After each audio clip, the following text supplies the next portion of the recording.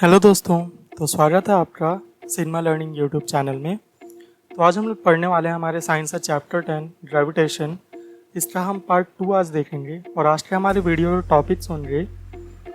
हमारा पहला टॉपिक होगा यूनिवर्सल लॉ ऑफ ग्रेविटेशन और हमारा दूसरा टॉपिक होगा importance of universal law of gravitation. इस टॉपिक पे हम लोग पढ़ेंगे कि किस तरह से यूनिवर्सल लॉ ऑफ ग्रेविटेशन हमारी लाइफ में अफेक्ट डालता है और उसकी वजह से हम कौन कौन सी ऐसी डे टू डे एक्टिविटीज़ होती हैं जो कंप्लीट कर पाते हैं। तो चलिए शुरू करते हैं। हमारा पहला टॉपिक है यूनिवर्सल लॉ ऑफ ग्रेविटेशन। जैसा कि हमने कल की वीडियो में देखा था कि किस तरह से इस यूनिवर्स की एक ऑब्जेक्ट किसी दूसरे ऑब्जेक्ट को अट्रैक्ट करती है हर टाइम पे, तो इसे ही हम बोलते हैं यूनिवर्सल लॉ ऑफ ग्रेविटेशन। जैसे आप अभी जिस फ़ोन से इस वीडियो को देख रहे हैं उस फ़ोन को अट्रैक्ट कर रहे हैं, आपका फ़ोन आपको अट्रैक्ट करता है। आप अपनी लैपटॉप को अट्रैक्ट करते हैं, आपका लैपटॉप आपको अट्रैक्ट करता है। आप अपने किसी फ्रेंड को अट्रैक्ट करते हैं, आपका फ्रेंड आपको अट्रैक्ट करता है। आप अपने बुक्स को अट्रैक्ट करते हैं, आपका बुक्स आपको अट्रैक्ट करता है। तो जैसा कि हम जानते हैं कि इस यूनिवर्स की एक ऑब्जेक्ट किसी दूसरे ऑब्जेक्ट को अट्रैक्ट करती है, इसे ही हम बोलते हैं यूनिवर्सल लॉ ऑफ ग्रेविटेशन। तो यूनिवर्सल लॉ ऑफ ग्रेविटेशन क्या स्टेट करता है? Every object attracts every other object in the universe with a certain force। मतलब इस यूनिवर्स की सारी ऑब्जेक्ट्स सारी दूसरी ऑब्जेक्ट्स को किसी एक पर्टिकुलर फोर्स से अट्रैक्ट करती है। अब उस फोर्स का नाम क्या है? उस फोर्स को ही हम बोलते हैं फोर्स ऑफ ग्रेविटेशन, जिसे हमने कल की वीडियो में पढ़ा था, राइट। अब इस फोर्स को मेजर करने का कोई ना कोई तो ऐसा तरीका होगा। तो अब आइए देखते हैं इस फोर्स को हम कैसे मेजर करते हैं और इस फोर्स की क्या क्या प्रॉपर्टीज़ होती हैं। तो इस फोर्स की जो सबसे पहली और सबसे इम्पॉर्टेंट प्रॉपर्टी होती है कि this force is proportional to the product of their masses and inversely proportional to the square of the distance between them. मतलब ये जो फोर्स है जो किसी दो बॉडीज़ को अट्रैक्ट करने मतलब ये जो फोर्स है जो किसी दो बॉडीज़ के बीच में लगती है, ये हमेशा अट्रैक्टिव नेचर की होती हैं। और ये फोर्स इन दोनों बॉडीज़ के जो मासेस होती है, लेट्स हमारे पास एक बॉडी ए है और एक बॉडी बी है, जिनकी मासेस m1 और m2 है रिस्पेक्टिवली, उनके प्रोपोर्शनल होगी, उनके प्रोडक्ट के प्रोपोर्शनल होगी। मतलब इन दोनों बॉडीज़ के मासेस को अगर हम मल्टीप्लाई कर दें तो उसका जो प्रोडक्ट आएगा उसके प्रोपोर्शनल होगी ये फोर्स की वैल्यू। एंड जैसा कि मैंने एक बात और कही कि this force is inversely proportional to the square of the distance between them.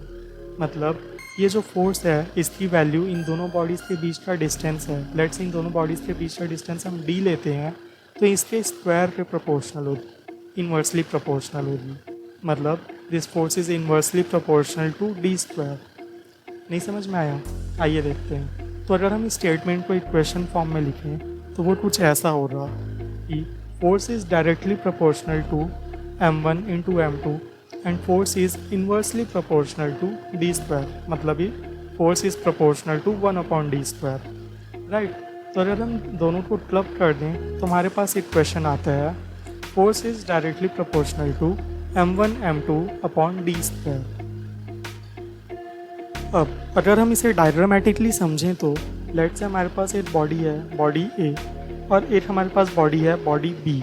अगर हम दोनों के बीच का डिस्टेंस d ले लेते हैं और इन दोनों बॉडीज़ की मासेस m1 और m2 रिस्पेक्टिवली, जिसे हम कैपिटल M या स्मॉल m भी बोल सकते हैं, तो फोर्स की वैल्यू यहाँ पे आ जाएगी F equals to G m1 into m2/d square, right. अब यहाँ पे G क्या होता है?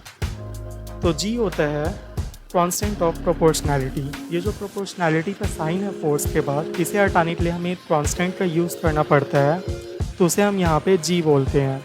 इसे ही हम बोलते हैं यूनिवर्सल ग्रेविटेशन कांस्टेंट। अब सिंस ये कांस्टेंट है तो इसकी जो वैल्यू है वो वर्ल्ड वाइड सेम ही होगी, हर जगह एक्सेप्टेड होगी। तो इसकी भी एक फिक्स्ड वैल्यू है, जैसे कि स्पीड ऑफ लाइट की होती है। तो अब इसकी वैल्यू क्या होगी वो हम आगे पढ़ेंगे।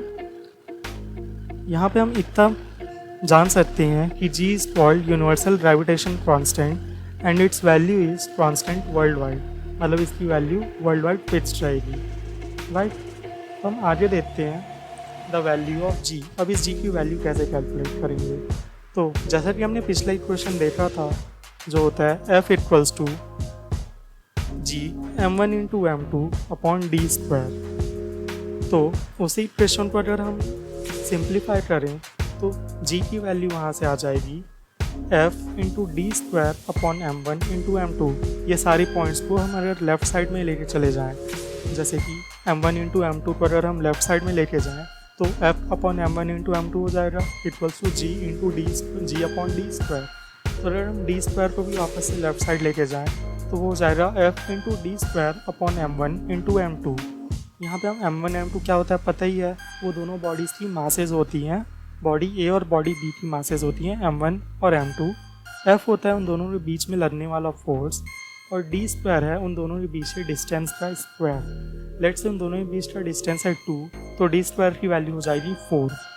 तो इस बात से हम एक पॉइंट ये भी कंक्लूड कर सकते हैं कि जो फोर्स होता है वो इन्वर्सली प्रोपोर्शनल होता है डी स्क्वायर के।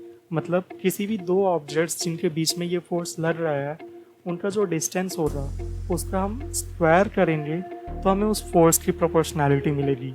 मतलब अगर इन दोनों के बीच का डिस्टेंस है 6 मीटर तो फोर्स उनसे 1/36 टाइम्स स्मॉलर होगा। और सिमिलरली उन दोनों की मासेस जितनी ज़्यादा होगी हमारे पास फोर्स भी उतना ज़्यादा होगा। यहाँ पे एक चीज़ ये ध्यान में रखने वाली बात है कि डिस्टेंस जितना ज़्यादा होगा फोर्स उतना कम लगेगा और डिस्टेंस जितना कम होगा फोर्स उतना ही ज़्यादा रहेगा। और सिमिलरली मासेस उन दोनों बॉडीज़ की जितनी ज़्यादा होंगी फोर्स भी हमारा उतना बड़ा होगा और जितनी मासेस कम होंगी फोर्स भी हमारा कम होगा। बिकॉज सन और मून एक दूसरे को जिस फोर्स से अट्रैक्ट करते हैं, या अर्थ और मून या अर्थ और सन एक दूसरे को जिस फोर्स से अट्रैक्ट करते हैं, आप सेम उसी फोर्स से अपने फ़ोन को अट्रैक्ट नहीं कर सकते या अपनी किताब को अट्रैक्ट नहीं कर सकते। कुछ भी आप तो रिपल्शन करते हैं अपनी किताबों के साथ। एनीवेज, तो अगर हम आगे पढ़ें तो g की वैल्यू आ जाएगी f into D square upon m1 into m2। Now हमारा अगला पॉइंट है its SI unit is newton metre square per kg square. अब फोर्स का ऐसा यूनिट होता है न्यूटन, डिस्टेंस का ऐसा यूनिट होता है मीटर, बट सिंस यहाँ पे डिस्टेंस स्क्वायर है तो ये हो जाएगा मीटर स्क्वायर अपॉन यहाँ पे सिंस हमारे पास दो मासेज हैं m1 और m2 जो कि आपस में मल्टीप्लाइड है तो kg मल्टीप्लाइड बाई kg हो जाएगा इसका ऐसा यूनिट, तो वो हो जाएगा kg स्क्वायर। तो g का ऐसा यूनिट हो जाएगा newton metre square per kg square. अब हमारा अगला पॉइंट है g equals to 6.67 into 10⁻⁻11 newton metre square per kg square. तो सिंस जैसे कि हमने पिछले स्लाइड में पढ़ा था कि g की वैल्यू वर्ल्ड वाइड कॉन्स्टेंट रहेगी, तो g की वैल्यू होती है 6.67 into 10⁻⁻11 newton metre square per kg square. आप चाहे किसी भी बॉडी से क्वेश्चन सॉल्व कीजिए, आप चाहे कोई भी दो छोटे एटम्स के बीच से फोर्स निकालिए, आप चाहे सन और मार्स के बीच की फोर्स निकालिए या सन या अर्थ के बीच की फोर्स निकालिए, आप चाहे किसी भी सेलेस्टियल बॉडीज़ के बीच की फोर्स निकालने के लिए या किसी भी बड़े से बड़े ऑब्जेक्ट्स के बीच में फोर्स निकालने के लिए इस फॉर्मूला का यूज़ कीजिए, बट जी की वैल्यू वहाँ पे हर हमेशा कांस्टेंट रहेगी और वो होगी 6.67 into 10⁻⁻11 newton metre square per kg square. इस चीज़ का बहुत ध्यान रखना, ये काफ़ी ज़्यादा इम्पॉर्टेंट है। अब सिंस हमें पता है कि यूनिवर्सल लॉ ऑफ ग्रेविटेशन ये कहता है कि सिंस हमें पता है कि यूनिवर्सल लॉ ऑफ ग्रेविटेशन ये कहता है कि इस यूनिवर्स की सारी ऑब्जेक्ट्स सारी दूसरी ऑब्जेक्ट्स को अट्रैक्ट करती है। मतलब आप भी अर्थ को अट्रैक्ट करते हैं और अर्थ भी आपको अट्रैक्ट करता है, आप भी मून को अट्रैक्ट करते हैं और मून भी आपको अट्रैक्ट करता है, आप भी अपनी किताबों को। तो हमारा अगला टॉपिक है importance of universal law of gravitation.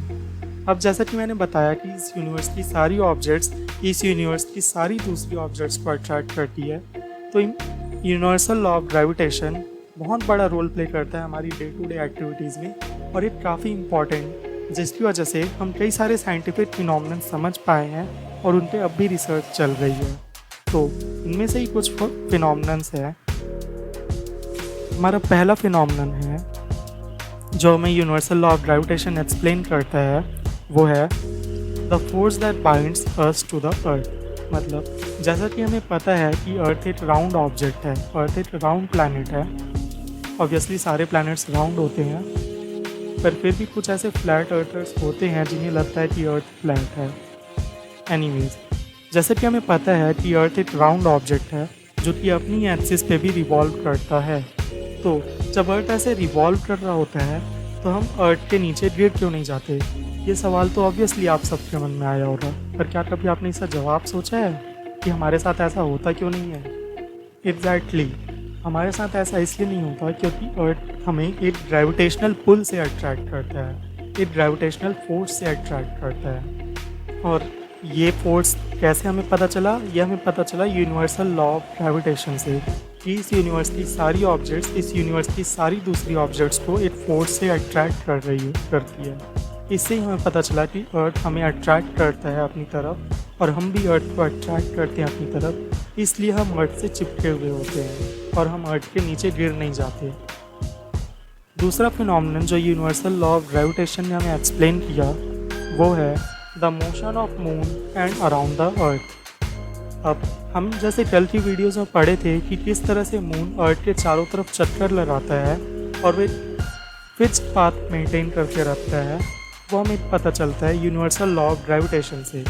उसे हम एक्सप्लेन करते हैं यूनिवर्सल लॉ ऑफ ग्रेविटेशन से कि मून की स्पीड क्या होगी। ऐसी कुछ बातें होती हैं जो हम एक्सप्लेन करते हैं इस लॉ से। हमें तीसरा फिनोमेनन जो universal law of gravitation explain करता है वो है the tides due to the moon and the सन।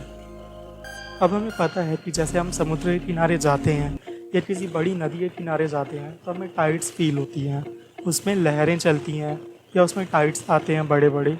इसके पीछे जो रीज़न होता है वो होता है मून, सन और अर्थ के रिवॉल्यूशंस एक दूसरे से रिलेटिव। मून जैसे अर्थ के चारों तरफ घूमता है तो वो एक पर्टिकुलर फोर्स के साथ अर्थ के ऑब्जेक्ट्स को अट्रैक्ट करता है।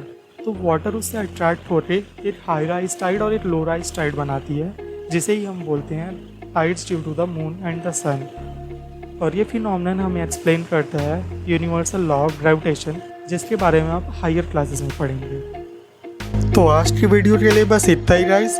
अगर आपको ये वीडियो पसंद आता है तो प्लीज़ इसे लाइक कीजिए, अपने दोस्तों में भी शेयर कीजिए और आपकी जो भी क्वेरीज हैं या जो भी डाउट्स हैं आप प्लीज़ कमेंट सेक्शन में हमें ज़रूर लिखिए, या आप हमें हमारे कोरा स्पेस में फॉलो कर सकते हैं। वहाँ पे हम बहुत ज़्यादा एक्टिव रहते हैं और आपके सारे डाउट्स क्लियर करते हैं। And last but not the list, आप हमारे चैनल को सब्सक्राइब भी कर सकते हैं। Thank you very much.